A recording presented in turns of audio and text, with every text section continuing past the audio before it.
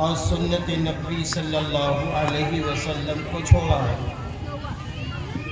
دوسرے اس میں یہ بھی بات تھی کہ آج ہم بھائی جدا ہو رہے ہیں، آپس میں نفرتیں عداوتیں بڑھ رہی ہیں، جس سے کچھ بھی ہمیں حاصل نہیں ہو رہا ہے۔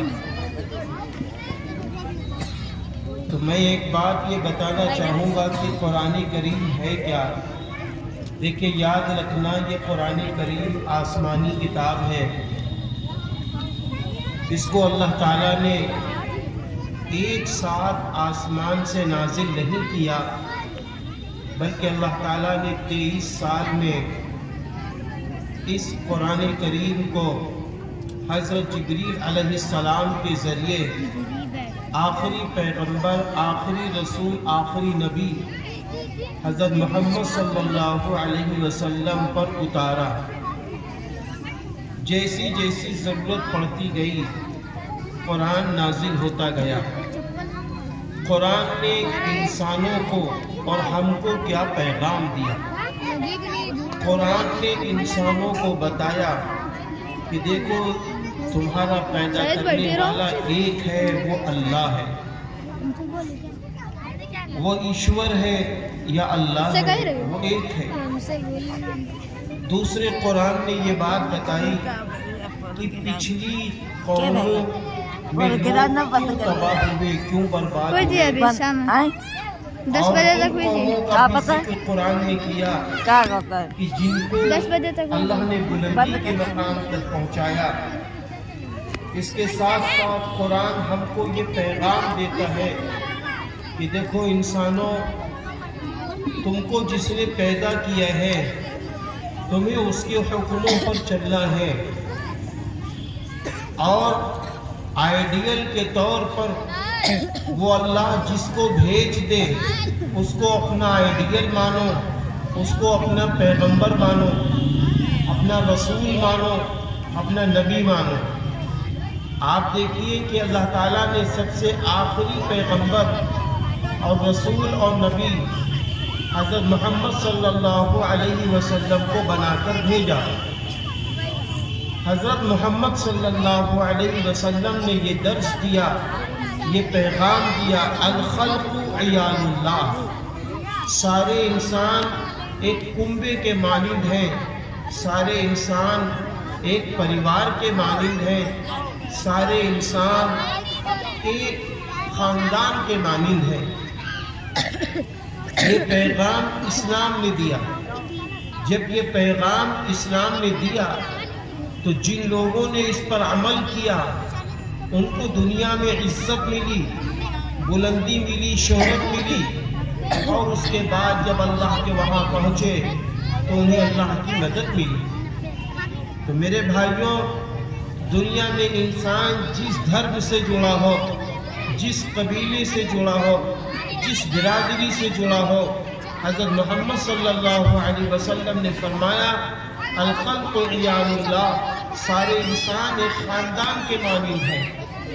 ہاں، تھوڑا سا فرق ہے، وہ فرق آپ اچھی طرح جانتے ہیں کہ مسلمان اپنا کلمہ طیبہ لا الہ الا اللہ محمد رسول اللہ کو سامنے رکھ کے زندگی گزارتا ہے، اسی طرح دوسرے دھرم والے اپنے اپنے کلمات کی روشنی میں زندگی گزارتے ہیں۔ مسلمان جب کلمہ طیبہ پڑھتا ہے، لا الہ الا اللہ، اللہ کے سوا کوئی معبود نہیں، اللہ کے سوا کوئی مسجود نہیں، اللہ کے سوا کوئی عبادت کے لائق نہیں، محمد الرسول اللہ، محمد صلی اللہ علیہ وسلم اللہ کے رسول ہے۔ یعنی اسلام کا کلمہ یہ بتاتا ہے کہ دیکھو، جس نے تم کو پیدا کیا ہے اس کے سامنے تم کو پیشانی ٹیکنی ہے، اس کے سامنے تمہیں سجدہ کرنا ہے، اسی سے تمہیں بھیک مانگنا ہے، اسی سے تم کو اپنی باتیں رکھنی ہے، وہی تم کو بیمار کرتا ہے، وہی تمہیں شفا دیتا ہے، وہی جلاتا ہے، وہی کھلاتا ہے، وہی پلاتا ہے۔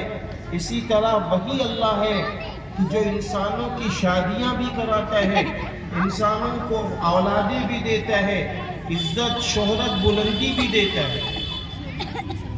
آپ دیکھیے اللہ تعالیٰ نے قرآن کریم میں ان لوگوں کے متعلق فرمایا ہے کہ جو شادی شدہ جوڑے ہیں، آپ دیکھیے کہ کچھ لوگ شادیاں کرتے ہیں، اللہ ان کو بیٹی اور بیٹا دونوں دے دیتا ہے، اور کبھی کبھی دیکھیے کچھ لوگ شادیاں کرتے ہیں، ان کو نہ بیٹی ملتی ہے نہ بیٹا ملتا ہے، جبکہ دنیا کے اندر وہ پوری محنت کرتے ہیں، پوری تکلیفیں اٹھاتے ہیں، ڈاکٹر، حکیم، دعا سب کچھ کرتے اور کراتے ہیں، لیکن انہیں نصیب نہیں ہوتا، اس لیے کہ اللہ تعالیٰ نے خود فرما دیا ہے،